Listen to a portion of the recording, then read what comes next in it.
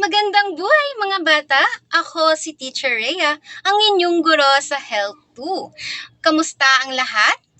Kayo ba ay nasa maayos na kalagayan? Yes po. Okay, bago tayo magsimula, magsitayo muna ang lahat. Yes, magsitayo muna ang lahat para sa ating panalangin. Claire, maaari mo bang panimula ng ating panalangin? Sure, teacher. Okay, sa ngalan ng Ama, ng Anak, ng Espiritu Santo. Show me Amen. how to spend this day sharing your love in every way. Help me to be kind to everyone, to play and love and have lots of fun. Shining your light and giving your grace, sharing your joy with a smile on my face. Yan, the name of the Father, the Son, the Holy Spirit. Amen. Okay, bago tayo dumako sa ating talakayan, ano muna ang ating classroom rules? Yes, our classroom rules stands for SMART. S, say please and thank you. M, make friends and be kind. A, always give your best. R, raise your hand to speak. And T, think before you act. So mga bata, lagi nating tandaan ang mga ating classroom rules sa ating silid-aralan upang maging maayos ang ating pag-aaral. Okay. Now, nais kong magbalik-aral muna tayo sa ating tinalakay noong nakaraang nating pagkikita. Yeah. Ano nga ulit ang ating tinalakay noong nakaraan? Yes, Luis. Pag-aalaga po sa mata, teacher. Tama. Ito ang pag-aalaga ng ating mga mata.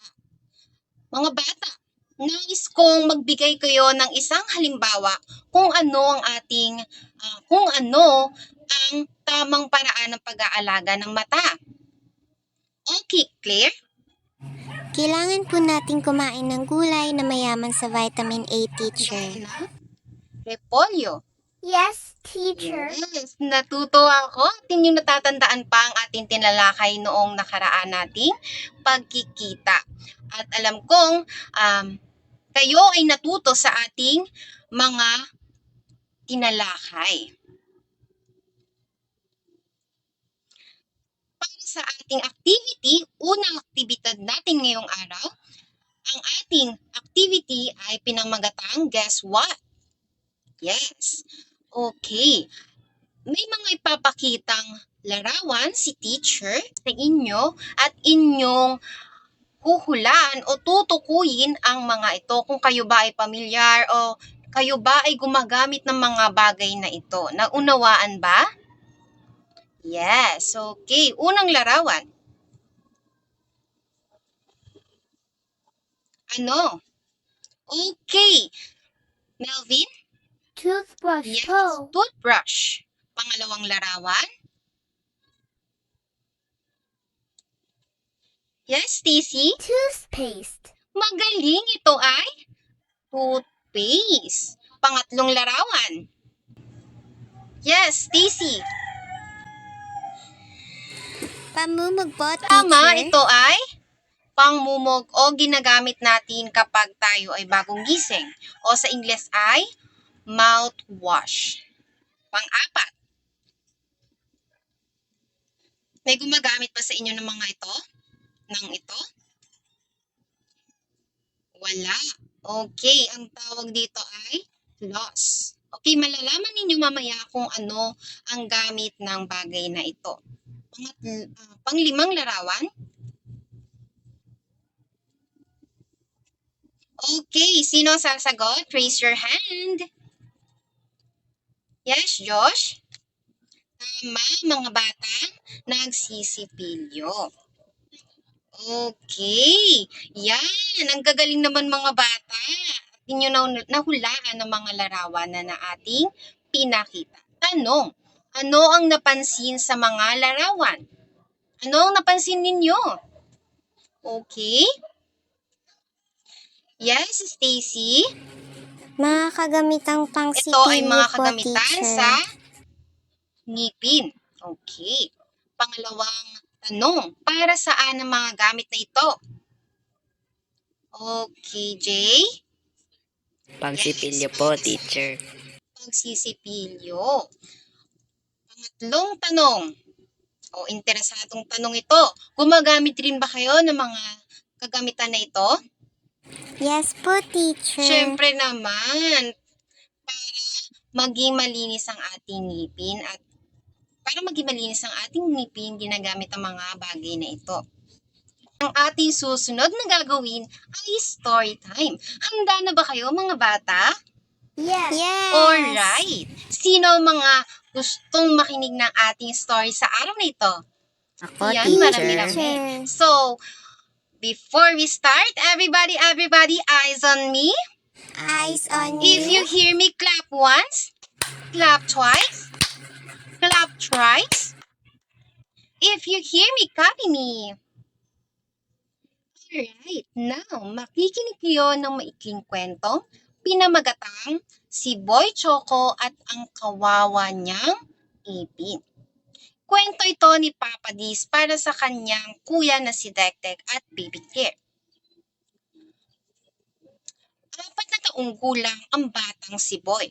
Gaya ng marami, mahilig siyang kumain ng junk foods at matatamis na pagkain. Pinakapaborito niya sa lahat ang tsokolate. Kids, ano nga ulit ang pinakapaboritong pagkain ni Boy? Mahusay, tsokolate. Sabi ng kanyang ina, wala namang problema sa pagkain ng tsokolate, Boy. Importante sa lahat, magsipilyo tuwing pagkatapos kumain. Tugtungpuan ng kanyang itay. Tsokolate pagtapos kumain, tsokolate sa merienda at minsan, tsokolate bago matulog. Kaya lang itong si Boy, tamad magsipilyo. Isang gabi, pagtapos kumain, sinabihan ng nanay si Boy na magsipilyo bago matulog. Gumawa ng maraming dahilan si Boy para hindi magsipilyo. Inaantok na po ako, Mama, palusot pa ni Boy. Lumalim na ang gabi at nakatulog na si Boy. Samantala, ang mga ngipin sa loob ng kanyang bibig ay nag-usap-usap. Boy Choco ang tawag ng mga ngipin sa kanya. Sabi ng isa, ayoko nang tumira dito sa loob ng bibig ni Choco Boy. Masyadong marumi, sabi ng ngipin na si Kanin. Ako rin, gusto ko nang umalis sa bibig ni Boy Choco. Hindi siya nagsisipilyo, masyadong mabaho, sabi pa ng ngiping si Insinsor. Ang ngiping si Bagang na matagal nang nabubulok ay sumigaw. Aray ko, ang sakit ng pakiramdam ko, nabubulok na ako. Sa gitna ng pag-uusap nito, nagdatingan ng mga sigang sina Barteria, Asido at Tamisokal. Sila ang mga duming nakatira sa bibig ni Boy na sumisira ng mga ngipin niya. May dalang bakal, martiryo at kung ano pang mga gamit ang tatlo. Pilit nilang sinisira ang mga walang kalabang-labang mga ngipin. Nang mapadpad na ang tatlong siga at nagpahinga, nag-usap-usap muli ang mga ngipin. Sabi nila, panahon na upang malis sa bibig ni Boy Choco. Humanap na tayo ng ibang matitirahan, sigaw ni Bagang. Sumang-ayon ang lahat ng ngipin na humanap na ng malinis at maayos na bibig. Mahimbing na natutulog si Boy Choco na nakabuka ang bibig. Isa-isang naglundagan ang mga papalabas na mga ngipin. Ang nahihimbing na si Boy ay napabangon. Naramdaman niya ang paggaan ng kanyang bibig. Kinapa niya ito at tiningnan sa salamin. Laking gulat niya nang makitang wala na lahat ng kanyang ngipin. Sabi niya, Mama, wala na akong ngipin, sigaw ni Boy. Dali-daling lumapit at nagulat ang kanyang ina at ama. Boy, gising boy, sabi ng kanyang ina habang tinatapik at ginigising ang nananaginip pa lang si Boy. Mama, Papa, gusto ko na pong mag-toothbrush, pahayag ni Boy ng maalimpungatan. Ang Tanong. Tungkol saan ang kwento? Magaling tungkol sa batang siboy na mahilig sa tsokolate at tamad magsipilyo. Bakit kailangan natin magsipilyo? Mahusay para hindi masira ang ating mga ngipin. Pangatlong tanong. Gaano kadalas dapat tayo na magsipilyo? Tama, tuwing pagkatapos natin kumain. Panglimang tanong. Kung ikaw si Boy, paano mo maaalagaan ang inyong bibig o ngipin?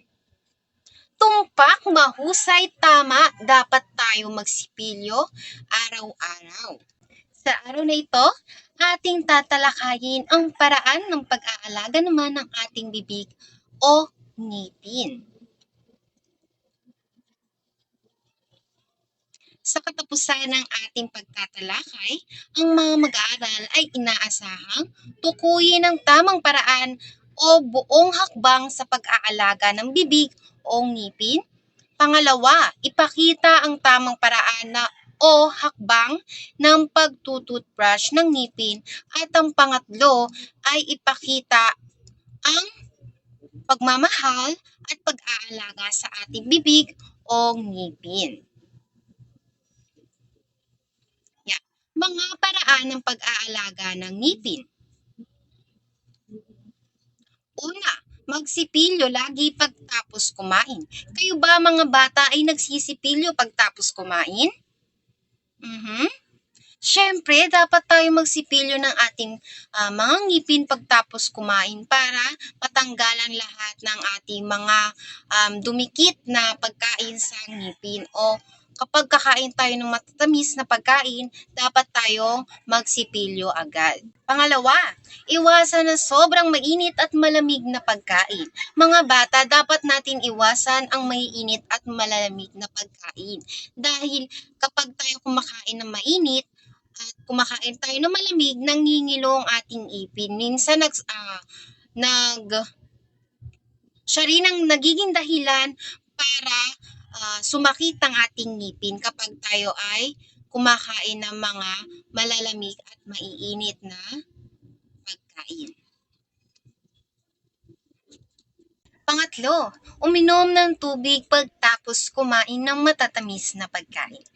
Mga bata, dapat lagi nating tandaan na kapag tayo ay kumakain ng matatamis na pagkain, dapat uminom tayo ng tubig para hindi nagstay doon sa ipin natin yung mga pagkain na yun at hindi siya pumapasok sa ating mga kilagid o siksik ng ating mga ngipin. Yan. Pang-apat, gumamit ng floss para linisin ang mga pagitan ng ngipin. Yan, kaganina sa ating activity, yan ang purpose ng ating paggamit ng floss para matanggal yung mga dumi sa may gilid-gilid ng ating mga ngipin. So, parang ang itsura niyan, yung kaninang picture is para siyang sinulid. So, parang ginaganon natin siya, taas-baba. Yan, pag ganun-ganon sa ating ngipin para matanggal yung mga sumiksik na sa pinakagilid ng ating ngipin. Sunod, mga hakbang sa tamang pagsisipilyo.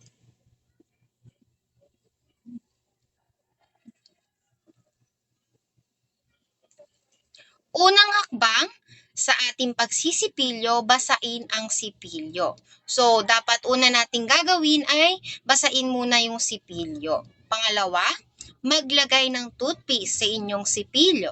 So, after natin basain yung sipilyo natin o yung mga toothbrush, ay maglagay naman tayo ng toothpaste. Yan. Pangatlong hakbang, ngumiti. Ipakita nga ng inyong mga ngiti. Yes. Okay, ngumiti, ganyan. I-brush ang ibaba, itaas at gilid at magsipilyo ng inyong dila.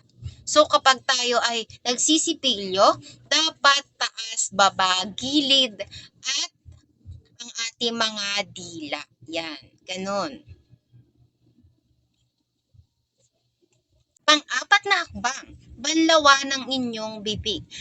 After natin mag-toothbrush, tayo naman ay magmumumog upang matanggal yung mga toothpaste sa ating bibig. Panglimang hakbang, huwag lunukin, iluwa ito. Kapag tayo ay nag-toothbrush, ay huwag natin lulunukin yung ating mga toothpaste. So, dapat iluwa natin ito gamit yung tubig. So, kaya kailangan siyang banlawan. Pang-anim, pagtapos, hugasan ng sipilyo at ibalik sa lagayan. So, dapat, after natin magsipilyo, hugasan natin ng mabuti ang ating mga sipilyo para walang matirang toothpaste. Yan. Tapos, ibalik natin siya doon sa pinagkuhaan natin. Alright kids, lagi lamang natin tandaan na ang tamang paraan at hakbangin sa pagsisipilyo upang mapangalagaan natin ang ating mga ngipin. Naunawaan ba? Mahusay kung ganon. Dahil dyan, dadako naman tayo sa ating pangkatang gawain. Ngunit, bago tayo dumako dito, ay makinig muna kayong lahat. Yan. Instruction. Sa larong ito, kayo ay aalamin ng iba't ibang pagkain na ating kategorya na good for teeth and bad for teeth ng ating basket. Upang ating malaman ang epekto ng pagpili ng pagkain sa pag-aalaga ng ating mga ngipin. Maliwanag ba? Alright. Yan. May hinihandang mga card si teacher na may larawan ng iba't ibang pagkain. Halimbawa, prutas, gulay, candy, soft drinks, at iba pa. Dahil kayo ay akin ng naigrupo, ang bawat grupo ay may kahon na may label o may nakasulat na good for teeth and bad for teeth sa harapan ng inyong pila. Ang bawat isa sa inyo ay may hawak na food card. Kayo ba ay may hawak ng food card? Okay, umayos kayo ng pila. Ganito lamang ang ating panuto para sa pangkatang gawain nito. Kayo ay mag-start. Pag nag-start ang timer, syempre, ang unang nasa pila, ang unang pipili o yung food card na hawak niya, ilalagay niyo yon sa good for teeth o bad for teeth. So, tutukuyin niya kung good for teeth ba yon o bad for teeth. Naunawaan ba? Yes. After nung unang pila, ay sunod-sunod na kayo maglalagay sa ating basket. Yan. Okay, kids. Naunawaan ba ang ating instruction? Dahil dyan, your timer starts now.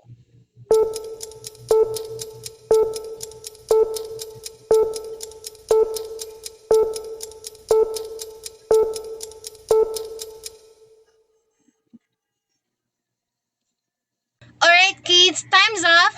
Mukhang nakita ko naman na marami sa inyo ay tama ang mga kasagutan. Yan, ating babalikan lamang ang mga tama at bawal na pagkain. So, yung mga tamang pagkain o good for teeth, ito yung gulay, yan, prutas, ano pa kids? Yes, basta ay maganda sa ating ipin. Ito naman yung mga bawal sa ating ipin. Kagaya ng candy, tsokolate, soft drinks. Yan yung mga nakakasama sa ating ipin. Kaya, dapat kapag kakain tayo ng mga pagkain na bad for teeth, ay magsisipilyo tayo after kumain ng mga ito. Alright, dahil nakita ko naman at napakahuhusay ng inyong mga ipinakita sa akin at mukha namang nag-e-enjoy kayo sa ating pangkatang gawain, para matuto pa kayo sa ating talakayan ngayong araw, ay magkakaroon tayo ng pangalawang pangkatang gawain. Para naman subukin ang inyong pagkatuto sa ating lesson, inyong gagawin ay ang pagsisipilyo. Bubuo kayo ng 4 na grupo na may 5 miyembro kada grupo. Ang bawat grupo ay may modelong ng ngipin, sipilyo at toothpaste na gawa sa karton. Gamit ang mga modelo, mayroon lamang kayong 2 minuto ang bawat grupo para ipakita ang tamang paraan ng pagsisipilyo. Pagkatapos ng 2 minuto, susuriin ko ang paraan ng pagsisipilyo ng bawat grupo. So, ang game na ito o ang ating pangalawang pangkatang gawain, may mga hawak kayong karton na gawa sa sipilyo, sa ipin, at sa toothpaste. So, ang gagawin ninyo ay ipapakita lamang ninyo yung mga hakbang ng tamang pagsisipilyo. Yan. Ipapakita nyo lamang doon sa karton. Kunwari, ito yung karton ng ngipin, ito yung karton ng toothbrush. So, yan. I-brush nyo lang yung tamang paraan ng pagsisipilyo tsaka yung hakbang ng tamang paraan ng pagsisipilyo. Naunawaan ba? Okay, maaari na tayong magsimula. Your timer starts now.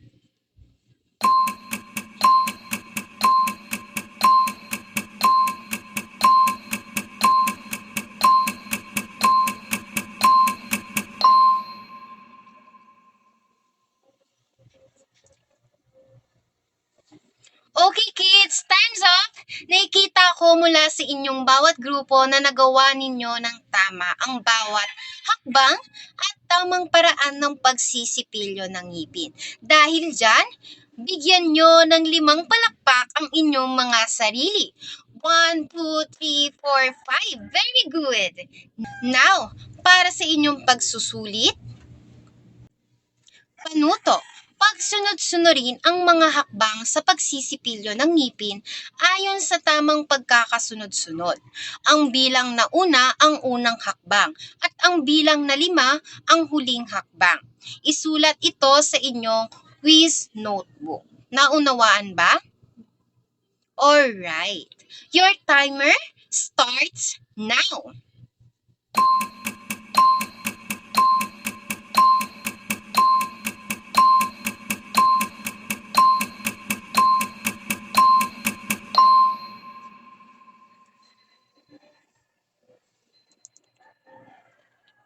Kids, time's up!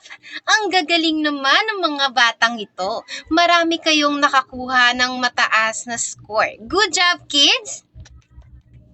Dahil dyan, lagi natin tandaan na a better teeth, better health.